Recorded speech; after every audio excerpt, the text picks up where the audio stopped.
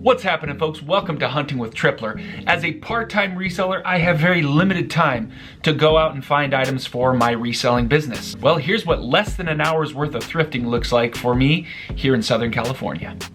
I collect so many things. Would you like to share this journey with me? I will show you the prizes I got today. So come along with me, come on and join the chase, yeah!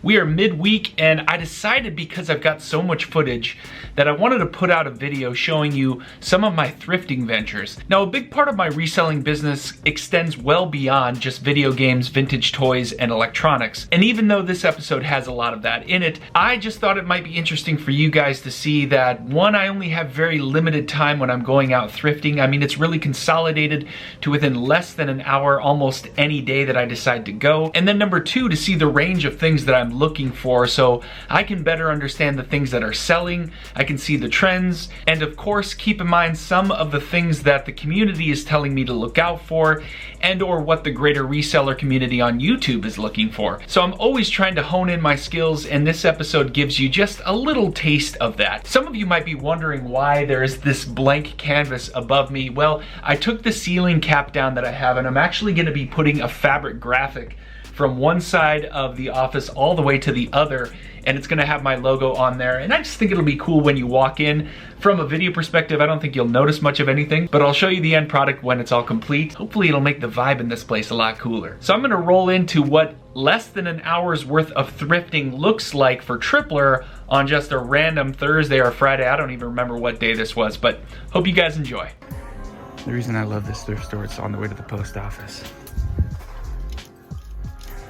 That's sweet.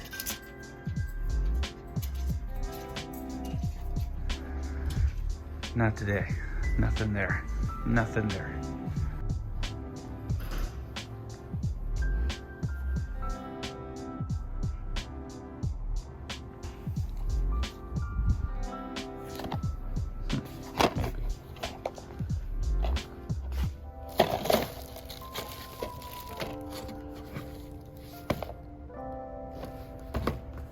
Ooh, this is empty. I've already seen this before. Super annoying. That cover art is fantastic. I'm poking around here, poking around, but then there's this guy. He just looks so happy. And I have one of these new in the box that I have had listed on Amazon forever. It hasn't sold, but there used to be pretty decent comps on these Dream machines. I might look that up. I've heard these things are great. Said nobody. Ever. That's a good brand for computer components. And a CDRW. You know what is missing on this? There is the laser etching version of these. I think that might be worth more. I'll still look this model up just to double check. That did not go very well. There wasn't anything particularly special there. Nothing that I want right now, so we're gonna go drop off the FedEx packages because that is on the way to the final thrift store of the day. We kind of have like 4 in a 5-block radius, so you kind of pick and choose which ones you go to. I don't go every single day. In my thrifting ventures, where it used to be every single day, they're now like every 2 or 3 days I go thrifting, just because I'm still trying to catch up with all my inventory and just get everything listed. Like, I'd rather spend the time in the warehouse with everything I've got than to go out finding something else and focus on getting new inventory through the mail. That is where a big portion of my inventory is coming from, which is online arbitrage. And it's not new products, it's buying online used products. I have mentioned it before, and it has been extremely successful as of late. Anyway, to FedEx!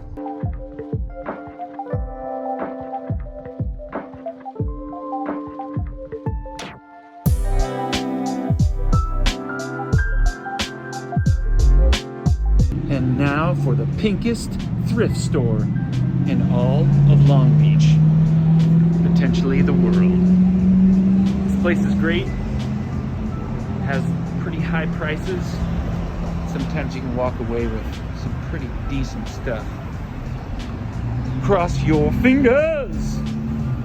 You guys probably start at the same spot at any given thrift store anytime you go in, and that's no different for me. I always start behind the glass. I saw an Xbox 360 and a Nintendo Wii.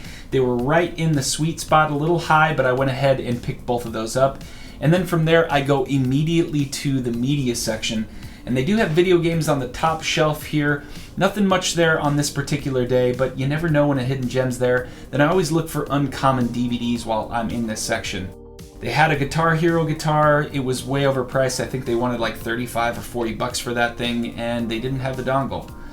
From there, I always go back to the electronics. They always have these hidden gems since they kind of like pile up random stuff. Usually they misprice something that's worth a lot more, and then they overprice things that are not really worth much. Here's an example of me picking up something that I used to sell all the time. Now it's in box, it looks pretty good, but these 2 or 3 years ago used to sell for like $50 to $75.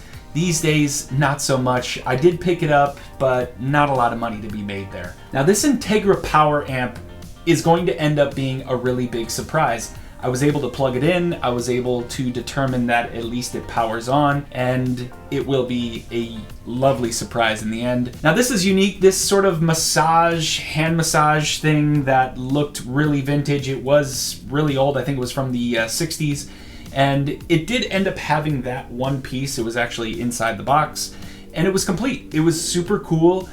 They wanted 35 bucks. I was able to get $5 off, and I just like buying unique sometimes to test the market. Maybe that's not always the smartest thing to do. In this case, you'll see in the end how I did on this one. Now, Tommy Bahama backpack beach chairs. This is definitely a BOLO alert for you guys. If you can get this for the right price, this one goes for really, really good money.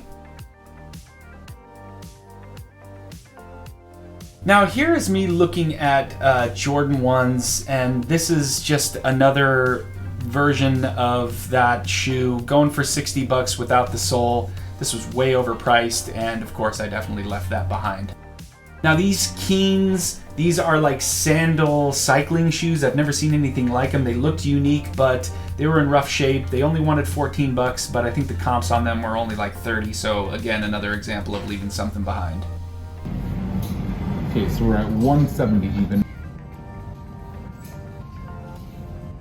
Woo-hoo. That was an incredibly successful trip here. I usually do not do this well here, but this is gonna be, I don't even know what to say other than let's take all of this back to the warehouse and see how we did. So back from the thrift trip here, and this is everything that we picked up. It's a nice table full of stuff, and I actually paid a fair amount for everything you're looking at here. But the good news is the returns on this should be in the $5,000 to $1,000 range, and I'm putting such a big range because of this guy right there. That is going to be one of the biggest X factors. This is going to be a nice BOLO for you. A lot of you won't be seeing these items in your area. Obviously, if you live close to water, your chances of seeing something like this go up exponentially. And fortunately for me, being in Southern California, I see a lot of these, but they're typically overpriced. This one was 15 bucks. It's right in that sweet spot where I should be able to flip this for 75, or I might just keep it. These things are great. They're backpacks, folding chair backpacks with a pouch for cooler, beer, drinks, whatever you want. And this is something that a few years ago, I used to buy these anytime I saw them, and I wasn't quite sure if the value of them has been retained, and actually they still sell pretty well. So this is something that if you have poor service in a house, you can buy one of these to sort of boost it. It's 3G, so I know it's not giving you a signal that's going to be, anything like a 5G or the LTE stuff, but it's still good. People buy these, so I think I can get about $60 I think I can get about $60. This was a really unique old vintage hand massage or body massage or head massage. I don't know what it is. I saw the $35 price tag on it, and then I asked him if he could do any better on that, and he said, I'll give you it for $30. And I was like, yeah, all right, you know what, that's fine. I think I can get about $75 for this, so maybe $20 profit after shipping and fees. And the next item here is an Xbox 360 for $60. And some of you guys might be going, what are you doing? Well, I'll tell you exactly why. Because it came with 3 controllers.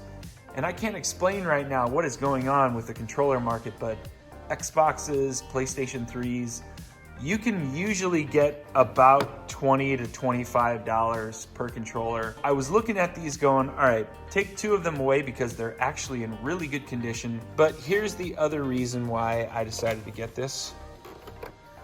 This guy right here. So there's 2 versions of this. This is actually, I think, the older version, but it still goes for about $25. So when you add this 2 controllers together, it paid for the Xbox. Comes with the hard drive, so I was really pleased with the purchase actually after having seen everything, and it is the HDMI version, so I think it's like the 2nd model before the Slim came out. So that's pretty cool. And then I bought the Wii for $30. It was right at the kind of the high end of what I want to pay for them because I'm only getting about $100 for a complete system, but that was thrown in.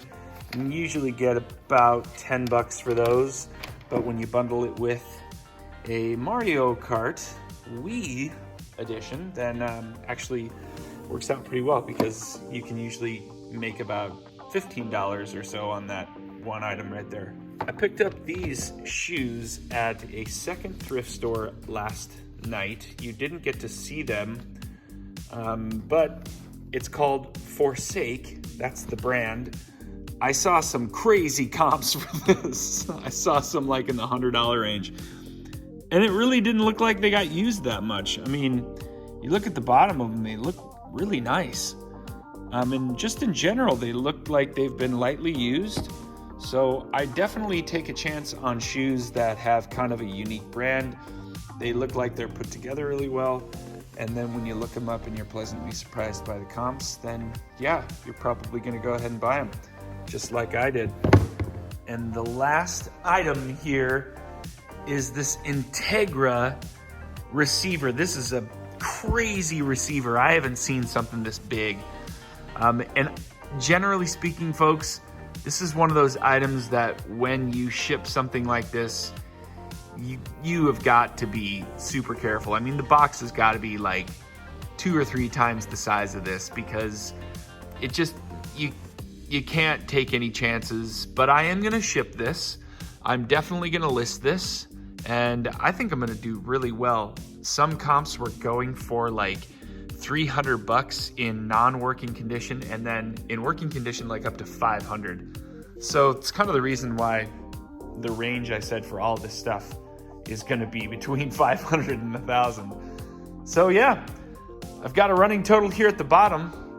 That will kind of define the night. And here is what I paid. $170 at my first stop, and the stop you didn't see for the shoes, $14.32. So I paid about $185 for all this stuff, and those returns are looking pretty sweet. Yeah, that's what I'm talking about. That's going to the thrift store and doing it right. That was today's episode, folks. Let me summarize a few of the things, or at least some of the tips that I was giving you in today's episode. Number 1, Tommy Bahama beach chairs. That is a BOLO item for you guys. I hope you find that where you're at, and I hope you sell it for really good money. Number 2, when you're seeing consoles and you're seeing accessories sort of surrounding the bundle itself, and the price might appear to be a little bit high, make sure you look at what the value of those accessories are. Those accessories paid for the entire bundle, and then I obviously sold off the Xbox 360 for a profit. I did very well there. And my last tip is, if you're willing to ship large electronics, there is huge profit in them. In this instance, I sold that Integra DTR, I think dash 50.4, that's I think the model name, and that sold almost within a week. I think full asking price, I think I bought it for like $25 and I sold it for $425. I mean, that's huge. There are many other large electronics that you can ship that you could do really well on. Printers is another one of those categories. So if you're not afraid to ship large items, if you have experience shipping big things, you should give it a chance. There is really good money to be made. Anyway, folks, I hope you liked today's episode. This was a quick one and I wanted to get 2 out this week, so I'll have another one coming out Friday. I hope your weekend sales were good, and if you want to see some of the highlights of mine, check out my TikTok page. My last video shows you just a snapshot of what I sold. Thanks for joining, guys, and I will see you Friday. Take care.